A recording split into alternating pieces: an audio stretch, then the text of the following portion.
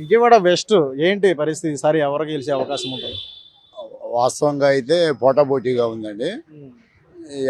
రాబోయే 4 రోజుల్లో ఎవరైతే గట్టిగా ప్రజల దగ్గరికి వెళ్ళగలుగుతారో వాళ్ళ విజయ అవకాశాలు గట్టిగా ఉంటాయి. అంటే ఇక్కడ ఆసిఫ్ గెలిచి సీటు అనేది సీఎం గిఫ్ట్ ఇస్తాను ఆయన అంటున్నారు. సుజనా చౌదరి అయితే మోడర్న్గా ఇక్కడైతే అభివృద్ధి చేస్తాను ఆయన అంటున్నారు. ఎవరు కోటేస్తారు?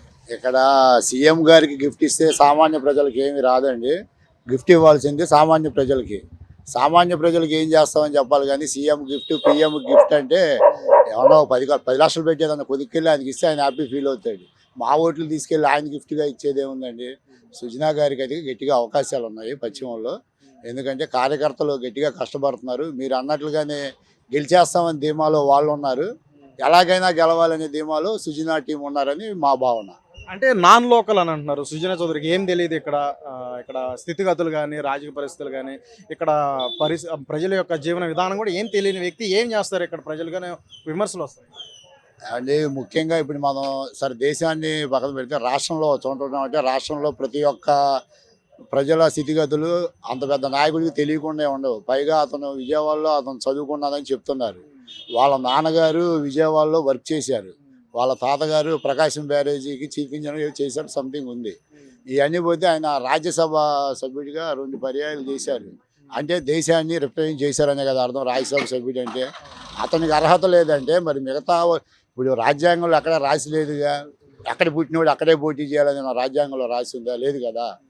అంటే ఏంటంటే భారతదేశంలో పుట్టిన ప్రతి వ్యక్తికి తను అనుకున్న చోట నుంచి పోటీ చేసే హక్కు రాజ్యాంగం కల్పించింది. రాజ్యాంగాన్ని ఉల్లంఘించి మాట్లాడాలంటే ఆయనకు హక్కు లేదని మేము అంటాం. రాజ్యాంగం ఇచ్చిన హక్కుని కాదనడానికి వాళ్ళెవరు మేమెవరు.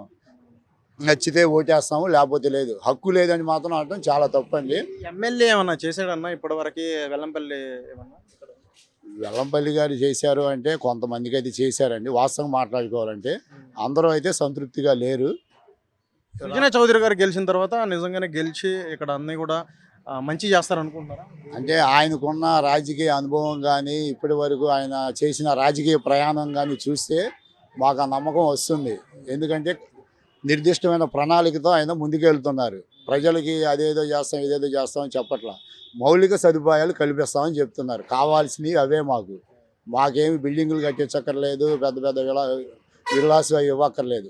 మాకు మౌలిక సదుపాయాలు వచ్చి మా పిల్లలకు చదువుకోవడానికి ఏదైనా ఇబ్బంది వస్తే ఆసుపత్రులకు వెళ్తే వైద్యం, ఈ 2 ఉంటే చాలు.